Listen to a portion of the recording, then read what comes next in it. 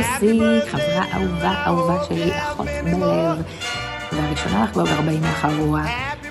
מי היה מאמין? 30 שנה אנחנו ביחד במסע החיים הזה, ברגעים היפים שלו, הטובים שלו, המצחיקים שלו, וגם היותר קשים, ובמאמורות ובדמעות ובהכל. איזה כיף שהכרתי אותך, איזה כיף שהלבבות שלנו נקשרו, איזה כיף שנהיינו אולגה וסבטלנה. אני מאחלת לך שנה מהממת, מרגשת, 3 נקודות, נחת, בריאות, שתמיד תהיי מוקפת באור, בנו, בי, ביונתן המהמם במשפחה. אני תמיד פה בשבילך, אני אוהבת אותך.